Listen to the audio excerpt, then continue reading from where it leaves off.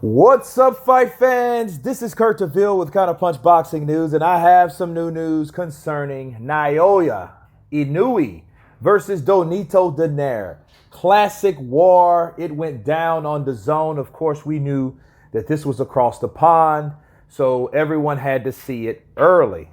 Get used to it because it will happen again and again, especially this year, people. Man, what can I say about this fight? Me being a Nonito Donaire fan, you know, I love his power. The first rounds were pretty much even to me. Inoue, we did definitely see who was the younger guy, the younger, fresher guy coming in, because Inoue was he's a spring chicken. He was, he was froggy. He worked off the jab, and you really couldn't see those punches coming because he snapped the left jab, followed by the right so quickly, and then he changed angles. And Nonito Donaire kind of walked him down with the experience that he had. But a lot of times he had to stay on his toes, too, just to anticipate or to really be competitive against that snapping jab of Inoue. Rounds 2, about the same. I think round 3, it changed when he finally felt Nonito Donaire's power. He caught him with a great right hand because by that time, Nonito Donaire started to jab with him.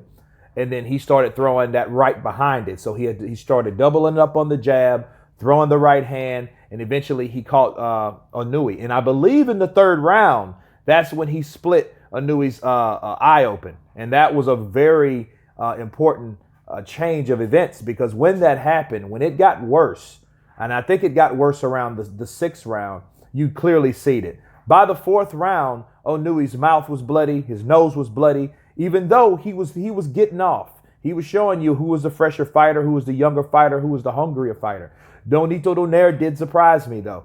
He was staying poised, even though that he wasn't the fastest fighter in there. He was kind of reckless with the hook, honestly, but he did land shots. So it was one of these situations where Inoue was starting to come on, kind of like a Pac-Man style. Then out of nowhere, Donaire shows him that vicious, savage power that he has. And I don't know if Inoue just has thin skin or is it just the hard, punishing power that Donaire has at that weight class. But his face looked like a Rocky movie. Naoya's face was like, dude, your eyes jacked up. Your nose is bleeding. Your mouth is bleeding. He looked like he was in a real fight. Now, it went back and forth to me until like the ninth round. The ninth round, Donaire caught him with a quick uppercut, a quick left hook, then followed by an uppercut that hurt Inoue, and he had to hold on. So everything shifted, okay? Now, it was crazy because by the ninth round, I'm looking like, hey, this is a pretty good fight. Nobody's been down. The 10th round rolled around. More of the same. I definitely give that a Donaire round. 11th round, it shifted back again. Everything was going great. Until Donaire got caught with, it was a beautiful combination that Naoya threw up. He threw an uppercut and then threw and committed to the body.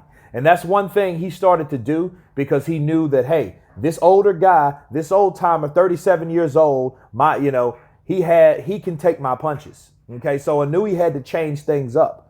And I was really wishing Donaire would do the same thing, but he's known to be a headhunter anyway, so he didn't. He did throw down to the body sometime, but I don't think that he committed like he should have.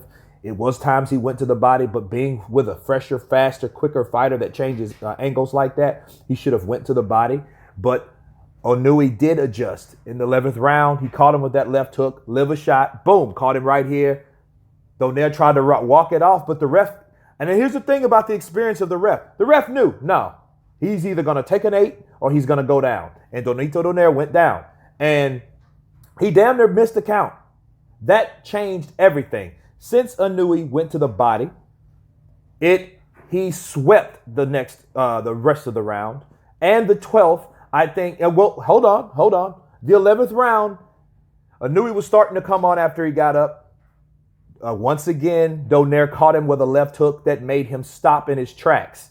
So it was a very entertaining 11th round. 12th round, I think Donaire tried to compete with him, but the body shot from the 11th round took so much out of him that I think that those body punches will physically hurt you.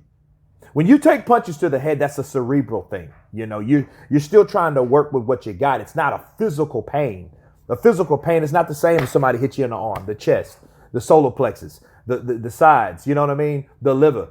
That is a different type of pain, okay? But I don't think Donaire had enough to really compete, because even then, you could tell he fought like a fatigued fighter. He fought like a guy that was hurt to the body, that he was like, dude, he wasn't giving up. He wasn't quitting. But I think the punches, even his punches, he were wincing. He was fighting like a fatigued fighter. He was throwing them different. They were landing different. I've seen a punch where he went to the body and he just barely touched him, because when you get hit like that to the body, it takes a lot out of you. Okay. So Inoue by default took the 12th round too. Now, this was a very good fight. Very good fight. I was very impressed with Donaire. Very impressed with Naoya, because here's the thing. Naoya was 18-0. This is the first time he's been tested like this. Yes, he was hurt in this fight, but he had experience to hold on, and he recovered quickly. Okay, even though his face was busted up, his nose was bleeding, his mouth was bleeding, he showed that he is a true warrior. He's just not a hype job. He's not a guy that doesn't know how to deal with adversity. Okay, so this was a very, very good, good fight. Very good fight. Classic fight, if you ask me. And even after the fight was over, Donaire has always been a humble guy. That's what I like about Donaire. And he gave mad respect to Inoue, and likewise for Inoue. He knew, like, hey, look at my face. I've been in a fight. So he grabs the Muhammad Ali trophy. The World Boxing Super Series now concludes with that. It was a great fight. I'm glad these guys went down to the wire and gave it all they had.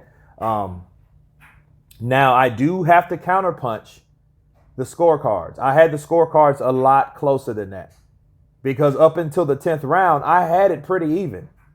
Okay, at least 5 rounds to 4. I would give it to Inoue for 5 rounds to 4. Now to the 10th, I would call it from the 10th round. Starting the 11th, I had it 5-5. Because I think the punching power of Donaire kept him in the fight, and then his punches were landing a lot fierce. It was having more of an effect on Inoue. Inoue was landing more punches, though. So that's maybe what the judges were looking at. They were looking at the effective aggressiveness and the pot shotting of Inoue. He did load up on some of those shots. He was throwing that jab followed by that right hand. You know what I mean? But I liked how he went down to the body, and broke down Nonito Donaire. That's what changed the fight right there. Now I think one judge got it right. I think it was like 114, 113 or something like that, or 115, 113, something like that. I can't remember the scorecards per se, but some of them like 116, 111. I think it was like another one was like 117, 109, stuff like that. It was off the rocks. It was all, I thought it should have been a lot closer than that. But again, this was a great fight. A great championship fight. If Donaire retires, you got to respect that. He's 37 years of age. This is a good way to go out. That's one of those Klitschko exits, guys.